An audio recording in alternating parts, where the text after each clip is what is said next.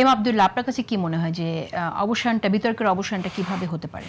আজকে বিএনপি মহাসচিব যে অনুষ্ঠানটিতে বক্তব্যটি যেটা আপনি কোট করেছেন, সেই অনুষ্ঠানে আমি উপস্থিত ছিলাম। তিনি বেশ দেখেছেন সংস্কার নিয়ে তিনি শুধু একটি বাক্য বলেছেন তা কিন্তু না, এর আগে পরে আরো অনেকগুলো কথা তিনি কিন্তু বলেছেন। এটা আসলে আমি মনে করছি যে খুব গুরুত্বপূর্ণ একটা কথা তিনি বলেছেন যে অবসান হওয়া উচিত তিনি যেটা বিতর্কের। বলেছেন যে তিনি শুরুটা করেছেন এভাবে যে সংস্কার নিয়ে একটা বিতর্কের জায়গা একটি পক্ষ তৈরি করেছে, কিন্তু এই বিতর্কটা আমরা চাই না, এই বিতর্ক অবসান হওয়া উচিত। যারা বিতর্ক তৈরি করেছে তাদের উদ্দেশ্যে তিনি বলেন যে দেখেন আপনারা জুলাই সনদে সেখানে কি আছে, সেখানে বলা আছে যে এই সংস্কারগুলো এগুলো যেই পক্ষ যারা জনগণের ভোটের মাধ্যমে ক্ষমতায় যাবে তাদের ম্যানিফেস্টো অনুযায়ী তারা বাস্তবায়ন করবে, এই কথাটা সেখানে আছে। তিনি যেটা সেখানে কোট আন কোট উল্লেখ করেছেন।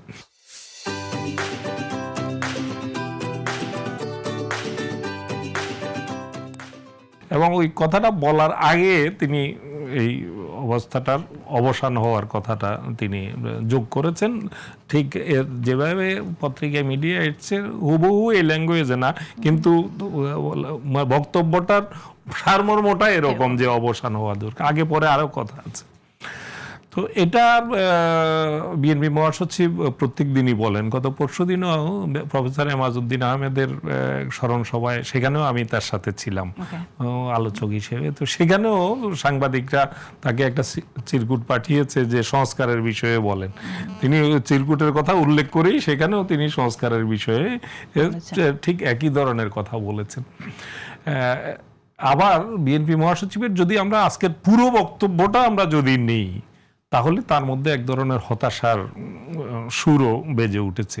তিনি একটি পর্যায়ে বলেছেন যে জুলাই আন্দোলনের যে আকাঙ্ক্ষা, সে আকাঙ্ক্ষাটা পুরোপুরি বাস্তবায়নের পথে আমরা যাচ্ছি না, যেতে পারছি না, এটা দুঃখজনক, এ ধরনের কথাও বলেছেন। এবং সেখানে জুলাইয়ের এক শহীদ সাংবাদিকের স্ত্রীর যে আকুতিপূর্ণ বক্তব্য, যে জুলাইয়ের আকাঙ্ক্ষা এবং তার স্বামী হত্যার বিচার না হওয়া, এখনো পর্যন্ত একজন আসামিও গ্রেপ্তার না হওয়া, এই সব বিষয় যখন সে কেঁদে কেঁদে বলছিল ওই জুলাই শহীদ সাংবাদিকের স্ত্রী, তখন পুরো হলটাই কিন্তু ভারাক্রান্ত হয়ে ওঠে। এবং আমি বিএনপি মহাসচিবকেও দেখেছি তিনি চোখ মুছছিলেন, আমিও অশ্রুসজল হয়ে পড়েছিলাম। তো এটা তো বাস্তবতা। আমরা 2 বছর পরও একজন সাংবাদিক যিনি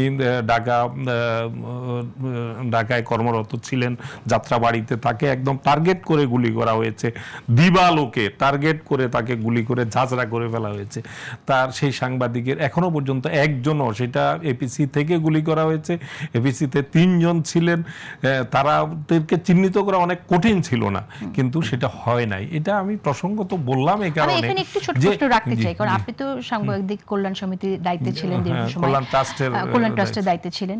সেই জায়গা থেকে শহীদ পরিবারের জন্য সরকারের একরকম দায়িত্ব সেটা আছে, কিন্তু তারপরে সাংবাদিক হিসেবে কল্যাণ ট্রাস্ট থেকে, সাংবাদিক কল্যাণ ট্রাস্ট থেকে আপনি কোনো উদ্যোগ নিয়েছিলেন কেন পরিবার? আমি তো উদ্যোগ নিয়েছি নিঃসন্দেহে। আমি এই পরিবারগুলোর কল্যাণে, এদের সন্তানদের কল্যাণে সেখান থেকে 3 দফা 4 দফা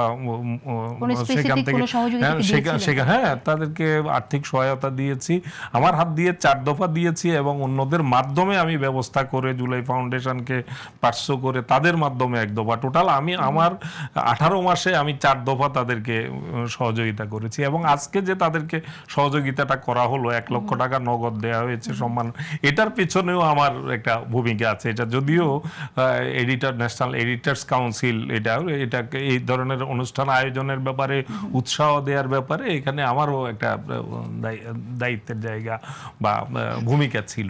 তো যাই হোক, আপনি যে প্রসঙ্গে আসতে চাই যে আমাদের এই হতাশার জায়গাগুলো তো আসলে জুলাই অভ্যুত্থানের 2 বছর পরও এভাবে শহীদদের, যারা দিবালোকে আমাদের সবার সামনে শহীদ হয়েছে, তাদের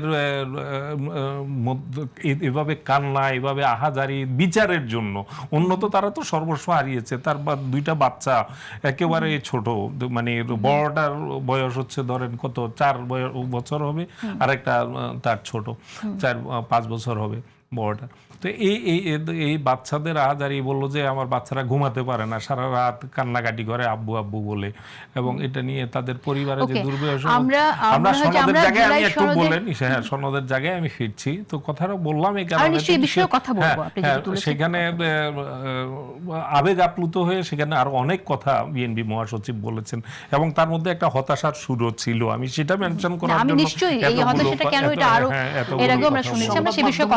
হ্যাঁ সংবাদ মাধ্যম নিয়েও তিনি অনেকগুলো কথা বলেছেন, সেটা প্রসঙ্গে চাই না। তো এই জায়গাগুলো আমাদের আছে। জুলাই সনদ নিয়ে আমি স্পেসিফিক যে জায়গাটাতে আমি বহুলাংশে ওনার সাথে একমত, কিন্তু এটাও সত্য যে বিএনপির 31 দফার প্রথম দফা কিন্তু ছিল, আপনার কাছে যদি আপনি চান আমি দেখাতে পারবো আপনার ক্যামেরায়, যে 31 দফার প্রথম দফা ছিল সংস্কার, সংবিধান সংস্কার পরিষদ গঠন করা হবে, সংস্কার কাউন্সিল গঠন করা হবে, এটা কিন্তু একদম প্রথম দফা। তো এই জায়গা থেকে কাউন্সিল হেডলাইনের মধ্যে সংশোধনী লেখা ছিল, কিন্তু আমার কথা হচ্ছে এই সংস্কার আর সংশোধন এই দুইটা শব্দগত পার্থক্যে আমাদের একটা বিতর্কে, এখন জুলাই অভ্যুত্থানের পক্ষের শক্তিকে একটা বিরোধে জড়িয়ে যেতে হবে, বিতর্কে জড়িয়ে যেতে হবে, এই জন্য এটা বিলম্বিত হবে সংস্কার, এটা তো প্রত্যাশিত না।